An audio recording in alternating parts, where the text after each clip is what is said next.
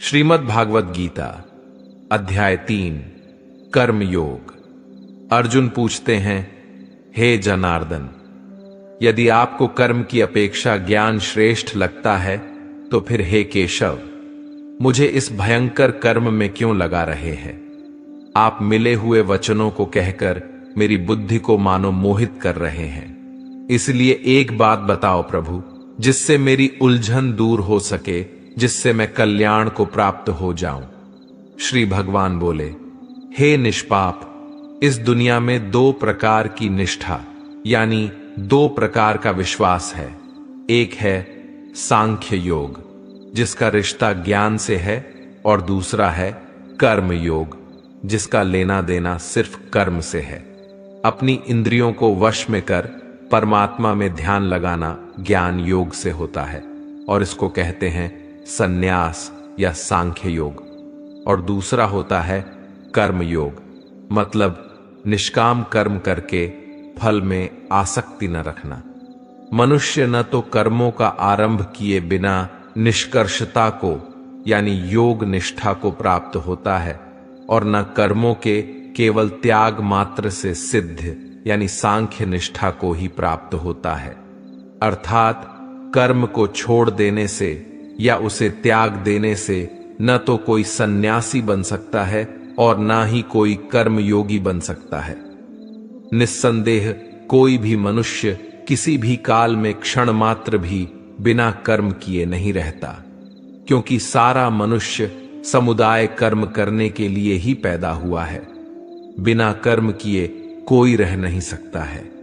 जो मंदबुद्धि मनुष्य सिर्फ दिखावे के लिए कहता है कि उसने समस्त इंद्रियों को वश में कर लिया है, परंतु वह मन ही मन उन इंद्रियों के विषयों का चिंतन करता रहता है, वह मनुष्य मिथ्याचारी अर्थात दंभी कहा जाता है।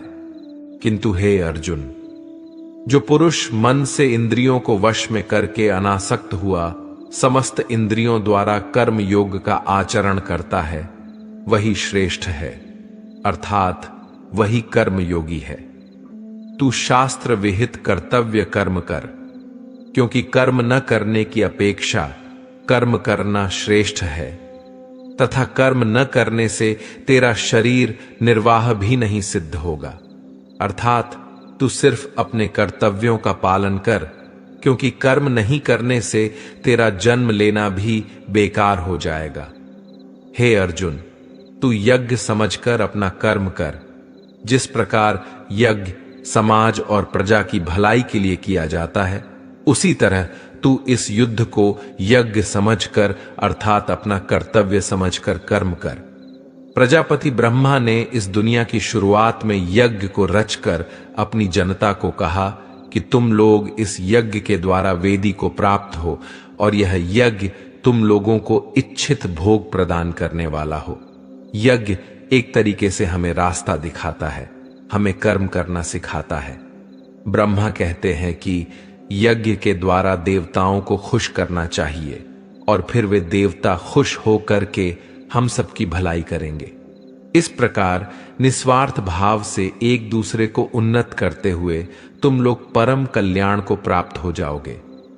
यज्ञ करके जब आप देवताओं की पूजा करते हैं तो वह बिना मांगे ही आपकी सारी इच्छाओं को पूरा कर देते हैं।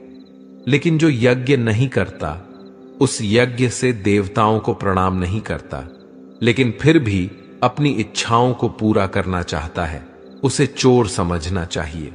अर्थात बिना कर्म किए कोई चाहता है कि उसे सब कुछ मिल जाए, तो उसे चोर ही तो समझना चाहिए। यज्ञ से बचे हुए अन्न को खाने वाले श्रेष्ठ पुरुष सब पापों से मुक्त हो जाते हैं, और जो पापी लोग अपना शरीर पोषण करने के लिए ही अन्न पकाते हैं, वे तो पाप को ही खाते हैं। अर्थात जो लोग ईश्वर को याद किए बिना अपने जिंदा रहने में ही लगे रहते हैं, उन्हें चोर समझना चाहिए। अगर अन्न खत्म हो जाए तो सब खत्म हो जाएंगे। संपूर्ण प्राणी अन्न से उत्पन्न होते हैं। अन्न की उत्पत्ति वृष्टि से होती है, यानी कि बारिश, और बारिश यज्ञ से होती है, और यज्ञ कर्मों से होते हैं, और कर्म की उत्पत्ति वेद से। हमारी संस्कृति का सारा ज्ञान वेद से ही तो आया है और वेद परमपिता परमात्मा से उत्पन्न हुआ है। इससे सिद्ध होता है कि यज्ञ और ईश्वर में सीधा संबंध है। हे पार्थ, जो पुरुष परंपरा से नहीं चलता, सृष्टि चक्र के नियमों का पालन नहीं करता, अर्थात अपने कर्तव्य का पालन नहीं करता, वह इंद्रियों के द्वारा भोगों को भोगने वाला पापी पुरुष व्यर्थ ही जीता है। परंतु जो मनुष्य आत्मा में ही रामण करने वाला और आत्मा में ही तृप्त तथा आत्मा में ही संतुष्ट हो, उसके लिए कोई कर्तव्य नहीं है। आत्मा का मतलब यहां सबसे बड़ा सच है, और जो सत्य को समझता है, सत्य में ही खुश होकर सत्य में ही रहता है, उसके लिए कोई कर्तव्य नहीं है। लेकिन ऐसा कोई लाखों करोड़ों में एक होता है। उस महापुरुष का इस विश्व में न तो कर्म करने से कोई प्रयोजन रहता है और न कर्मों के न करने से ही कोई प्रयोजन रहता है, तथा संपूर्ण प्राणियों में भी इसका स्वार्थ से कोई संबंध नहीं रहता। कहने का सीधा मतलब है, जिसे परमात्मा मिल चुका है वह कोई और दूसरा कर्म क्यों करे। इसलिए तू निरंतर आसक्ति से रहित होकर, अर्थात अपनी इच्छा को त्याग कर सदा कर्तव्य कर्म को भली भांति करता रहा, क्योंकि आसक्ति से रहित होकर कर्म करता हुआ मनुष्य परमात्मा को प्राप्त हो जाता है। बहुत से ऐसे लोग हैं जो कर्म करते हुए ही परम सिद्धि को प्राप्त हुए थे।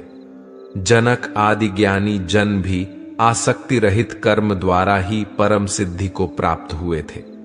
इसलिए तुझे कर्म करना ही उचित है। श्रेष्ठ पुरुष जो जो आचरण करता है, अन्य पुरुष भी वैसा वैसा ही आचरण करते हैं। वह जो कुछ प्रमाण देता है, समस्त मनुष्य समुदाय उन्हीं के पद चिन्हों पर अपने रास्ते चुनता है। इसलिए सज्जन व्यक्तियों को सदैव अच्छा व्यवहार करना चाहिए। हे अर्जुन, मेरा इन तीनों लोकों में न तो कुछ कर्तव्य है और न ही कोई वस्तु प्राप्त करने योग्य है, फिर भी मैं कर्म में ही बरतता हूं, अर्थात मैं भी कर्म करते हुए अपने कर्तव्य का निर्वाह करता रहता हूं।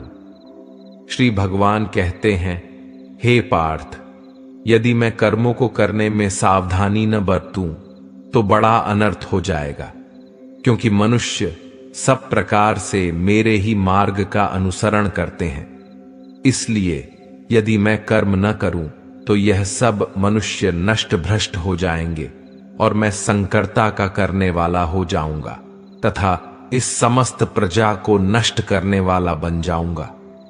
हे भारत, जिनमें समझ नहीं होती वह कर्म में आसक्त होकर कर्म करते हैं। आसक्ति रहित विद्वान को भी चाहिए कि वह भी लोगों को सही दिशा दिखाने के लिए उसी प्रकार कर्म करे। जो ज्ञानी हैं, जिन्हें ईश्वर की सच्चाई मालूम हो चुकी है, उनकी यह जिम्मेदारी बन चुकी है कि उनके काम करने के तरीके से कहीं किसी और के मन में काम करने के प्रति अश्रद्धा या अपमान न पैदा हो जाए। इसलिए उन ज्ञानी जनों के लिए यह जरूरी है कि वह ऐसा उदाहरण सामने रखें जिससे हर कोई अपना कर्म, अपना कर्तव्य करने के लिए प्रेरित हो। वास्तव में संपूर्ण कर्म सब प्रकार से प्रकृति के गुणों द्वारा किए जाते हैं, तो भी जिसका अंतकरण अहंकार से मोहित हो रहा है, ऐसा अज्ञानी मैं करता हूं, ऐसा मानता है। तामसिक गुण वाले व्यक्ति आलस्य या नींद इसी प्रकार के कर्म करते हैं। राजसिक गुण वाले बात बात पर शौर्य या बहादुरी दिखाने का काम करते हैं। लेकिन ज्ञानी मनुष्य जानते हैं उसके गुण ही उससे कर्म करवा रहे हैं, और जो ज्ञानी नहीं होते वह समझते हैं कि सब कुछ वही कर रहे हैं। कर्म में लगे हुए ज्ञानियों को यह जानना चाहिए कि गुण ही उनसे कर्म करवाते हैं, वह खुद कुछ भी नहीं करते। और जो ज्ञानी इस बात को समझ लें तो यह उनकी जिम्मेदारी होती है कि वह अज्ञानियों को समझाए कि कर्म ही उनका धर्म है। श्री कृष्ण अर्जुन से कहते हैं कि तुम मुझ अंतर्यामी परमात्मा में अपने सारे कर्मों को अर्पण कर आशा और ममता को छोड़कर युद्ध करो। जो कोई मनुष्य दोष दृष्टि से रहित और श्रद्धा युक्त होकर मेरे इस मत का सदा अनुसरण करते हैं, वे भी संपूर्ण कर्मों से छूट जाते हैं। परंतु जो मनुष्य मुझ में दोषारोपण करते हुए मेरे इस मत के अनुसार नहीं चलते हैं, उन मूर्खों को तो संपूर्ण ज्ञानों में मोहित और नष्ट हुआ ही समझ। इस प्रकार उपनिषद, ब्रह्म विद्या तथा योग शास्त्र रूप श्रीमद् भगवद गीता के श्री कृष्ण अर्जुन संवाद में कर्म योग नाम का 3रा अध्याय संपूर्ण हुआ। श्रीमद् भागवत गीता अध्याय 4 ज्ञान कर्म संन्यास योग। दोस्तों, जिस प्रकार कहावत है कि नेकी कर दरिया में डाल, ठीक उसी प्रकार कर्म का ज्ञान कहता है कि कर्म कर और उसे भगवान को समर्पित कर दे। गीता के 4थे अध्याय में श्री भगवान ज्ञान, कर्म और संन्यास योग के बारे में बताएंगे। तो चलिए सुनते हैं। भागवत गीता का अध्याय 4 ज्ञान कर्म संन्यास योग। श्री भगवान बोले, मैंने इस अविनाशी योग को सूर्य से कहा था। सूर्य ने अपने पुत्र मनु से कहा और मनु ने अपने पुत्र राजा इक्ष्वाकु से कहा। हे परंतप अर्जुन, इस प्रकार परंपरा से प्राप्त इस योग को राजर्षियों ने जाना, किंतु उसके बाद योग बहुत काल से इस पृथ्वी लोक में लुप्त हो गया। तू मेरा भक्त और प्रिय सखा है, इसलिए यह पुरातन योग आज मैंने तुझको कहा है, क्योंकि यह बड़ा ही उत्तम रहस्य है, अर्थात गुप्त रखने योग्य विषय है। अर्जुन बोले, आपका जन्म तो अभी हाल का है और सूर्य का जन्म बहुत पुराना है, अर्थात कल्प के आदि में हो चुका था। तब मैं इस बात को कैसे समझूं कि आप ही ने कल्प के आदि में सूर्य से यह योग कहा था। श्री भगवान बोले, हे परंतप अर्जुन, मेरे और तेरे बहुत से जन्म हो चुके हैं, उन सब को तू नहीं जानता, किंतु मैं जानता हूं। मैं अजन्मा और अविनाशी स्वरूप होते हुए भी तथा समस्त प्राणियों का ईश्वर होते हुए भी अपनी प्रकृति को अधीन करके अपनी योग्य माया से प्रकट होता हूं। हे भारत, जब जब धर्म की हानि और अधर्म की वृद्धि होती है, तब तब मैं अपने रूप को रचता हूं, अर्थात साकार रूप से लोगों के सम्मुख प्रकट होता हूं। साधु पुरुषों का उद्धार करने के लिए, पाप कर्म करने वालों का विनाश करने के लिए और धर्म की अच्छी तरह से स्थापना करने के लिए मैं युग युग में प्रकट हुआ करता हूं। हे अर्जुन, मेरे जन्म और कर्म दिव्य है, अर्थात निर्मल और अलौकिक है। इस प्रकार जो मनुष्य इस तत्व को अच्छे से जान लेता है, वह शरीर को त्याग कर फिर जन्म को प्राप्त नहीं होता, किंतु मुझे ही प्राप्त होता है। पहले भी जिनके राग, भय और क्रोध सर्वथा नष्ट हो गए थे और जो मुझ में अनन्य प्रेम पूर्वक स्थिर रहते थे, ऐसे मेरे आश्रित रहने वाले बहुत से भक्त से ऊपर युक्त ज्ञान रूपी ताप से पवित्र होकर मेरे स्वरूप को प्राप्त हो चुके हैं। हे अर्जुन, जो भक्त मुझे जिस प्रकार भजते हैं, मैं भी उनको उसी प्रकार भजता हूं, क्योंकि सभी मनुष्य सब प्रकार से मेरे ही मार्ग का अनुसरण करते हैं। इस मनुष्य लोक में कर्मों के फल को चाहने वाले लोग देवताओं का पूजन किया करते हैं, क्योंकि उनको कर्मों से उत्पन्न होने वाली सिद्धि शीघ्र मिल जाती है। ब्राह्मण, क्षत्रिय, वैश्य और शूद्र, इन 4 वर्णों का समूह गुण और कर्मों के अनुसार मेरे द्वारा रचा गया है। इस प्रकार सृष्टि रचना आदि कर्म का कर्ता होने पर भी मुझ अविनाशी परमेश्वर को तू वास्तव में अकर्ता ही जान। कर्मों के फल में मेरी स्पृहा नहीं है, इसलिए मुझे कर्म लिप्त नहीं करते। यहां श्री भगवान के कहने का भाव है कि कर्म करो, लेकिन फल की इच्छा से नहीं। बस अपना कर्म करते जाओ और आगे बढ़ते जाओ। पूर्व काल में पूर्वजों ने भी इस प्रकार मेरे बताए अनुसार ही कर्म किए हैं और मोक्ष को प्राप्त हुए हैं। इसलिए अगर तू भी मोक्ष को पाना चाहता है तो पूर्वजों द्वारा सदा से किए जाने वाले कर्मों को ही कर। कर्म क्या है और अकर्म क्या है, इस प्रकार इसका निर्णय करने में बुद्धिमान पुरुष भी मोहित हो जाते हैं। इसलिए वह कर्म तत्व मैं तुझे भली भांति समझाकर कहूंगा, जिसे जानकर तू अशुभ से अर्थात कर्म बंधन से मुक्त हो जाएगा। यहां श्री भगवान बताएंगे कि सही में कर्म क्या है। कर्म का स्वरूप भी जानना चाहिए और अकर्म का स्वरूप भी जानना चाहिए तथा विकर्म का स्वरूप भी जानना चाहिए। जो मनुष्य कर्म में अकर्म देखता है और जो अकर्म में कर्म देखता है, वह मनुष्यों में बुद्धिमान है और वह योगी समस्त कर्मों को करने वाला है। यहां श्री भगवान का भाव है कि जो मनुष्य कर्म तो करता है लेकिन उस कर्म में अकर्म को देखता है, अर्थात यह नहीं सोचता है कि मैं ही करता हूं, वह फल की इच्छा नहीं रखता, सही मायने में वैसा बुद्धिमान पुरुष योगी के समान है।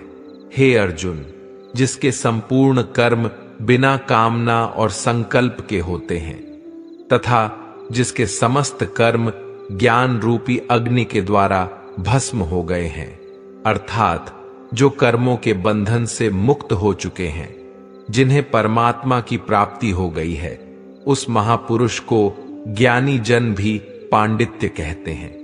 जो पुरुष समस्त कर्मों में और उनके फल में आसक्ति का सर्वथा त्याग करके संसार के आश्रय से रहित हो गया है और परमात्मा में नित्य तृप्त है, उसके लिए भगवान की भक्ति के अलावा और कोई कर्म नहीं रह जाता है। अर्थात वह कर्म करते हुए भी वास्तव में कुछ भी नहीं करता। जिसने अपने मन और इंद्रियों को जीत लिया है और जिसने समस्त भोगों की सामग्री का परित्याग कर दिया है, ऐसा आशा रहित पुरुष केवल शरीर संबंधी कर्म करता हुआ भी पापों को नहीं प्राप्त होता है। जिसको बिना मांगे जो मिले उसी में संतुष्ट रहता है, जो न किसी से ईर्ष्या करता है और न द्वेष, जो सुख दुख को एक समान भाव से देखता है, ऐसा मनुष्य कर्म योगी कहलाता है।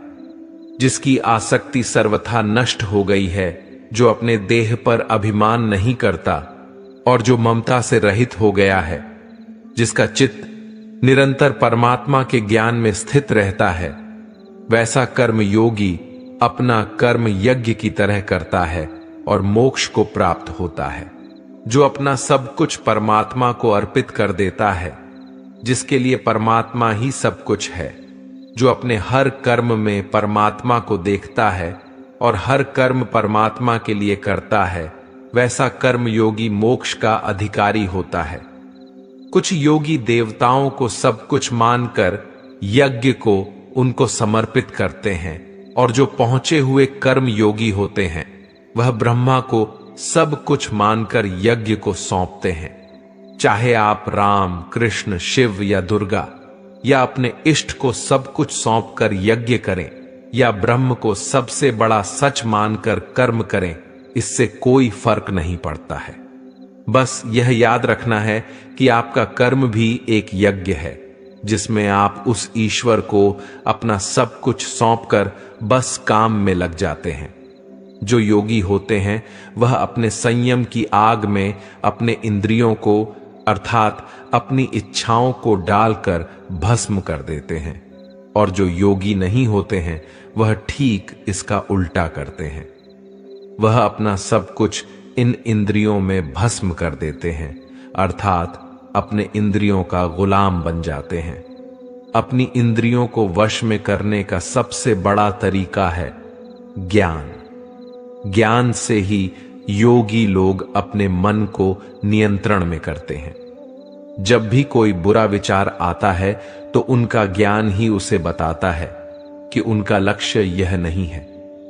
कई पुरुष द्रव्य संबंधी यज्ञ करने वाले हैं, कितने ही तपस्या रूप यज्ञ करने वाले हैं, तथा दूसरे कितने ही योग रूपी यज्ञ करने वाले हैं। कितने ही अहिंसा आदि तीक्ष्ण बातों से युक्त यत्नशील पुरुष स्वाध्याय रूप ज्ञान यज्ञ करने वाले हैं। इसलिए अपना यज्ञ चुनकर कर्म करें। दूसरे कितने ही योगी जन अप्राण वायु में प्राण वायु को हवन करते हैं, वैसे ही अन्य योगी जन प्राणवायु में अपान वायु को हवन करते हैं, तथा अन्य कितने ही नियमित आहार करने वाले प्राणायाम परायण पुरुष प्राण और अपान की गति को रोककर प्राणों को प्राणों में ही हवन किया करते हैं। ये सभी साधक यज्ञों द्वारा पापों का नाश कर देने वाले और यज्ञों को जानने वाले हैं। प्राण का अर्थ है सांस अंदर खींचना और अप्राण का अर्थ है सांस को छोड़ना। कौन कितना पहुंचा हुआ योगी है उसकी अलग अलग अवस्था होती है। यहां श्री भगवान यही समझा रहे हैं। हे कुरुश्रेष्ठ अर्जुन, यज्ञ से बचे हुए अमृत का अनुभव करने वाले योगी जन सनातन परब्रह्म परमात्मा को प्राप्त होते हैं, और यज्ञ न करने वाले पुरुष के लिए तो यह मनुष्य लोक भी सुखदायक नहीं है, फिर परलोक कैसे सुखदायक हो सकता है। यज्ञ करने के बाद जो बचता है उसे श्री कृष्ण अमृत बता रहे हैं, और यह अमृत सीधे भगवान तक ले जाता है। यहां यज्ञ को आप कर्म भी समझ सकते हैं। कर्म करने के बाद जो उसका फल हो उसे भगवान का आशीर्वाद समझ उसमें संतुष्ट होकर अपने अगले कर्म में लग जाना चाहिए। इसी प्रकार और भी बहुत तरह के यज्ञ वेद की वाणी में विस्तार से कहे गए हैं। उन सब को तू मन, इंद्रियां और शरीर की क्रिया द्वारा संपन्न होने वाला जान। इस प्रकार तत्व से जानकर उनके अनुष्ठान द्वारा तू कर्म बंधन से सर्वथा मुक्त हो जाएगा, अर्थात तू परमात्मा को प्राप्त हो जाएगा।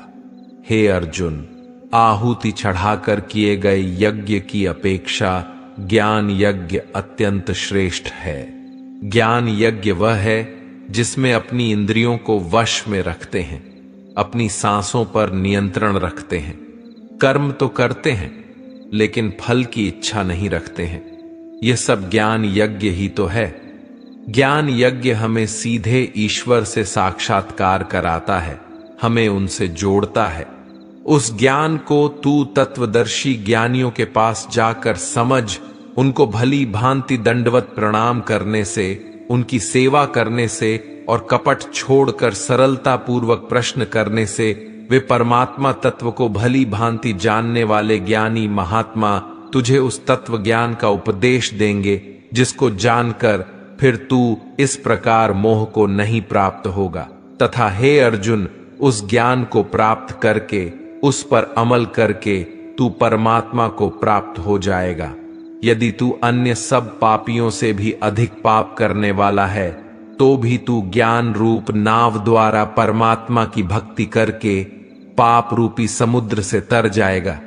क्योंकि हे अर्जुन, जैसे प्रज्वलित अग्नि ईंधन को भस्म कर देता है, वैसे ही ज्ञान रूप अग्नि संपूर्ण कर्मों को भस्म कर देता है और मनुष्य परमात्मा को प्राप्त हो जाता है। इस संसार में ज्ञान के समान पवित्र करने वाला निसंदेह कुछ भी नहीं है।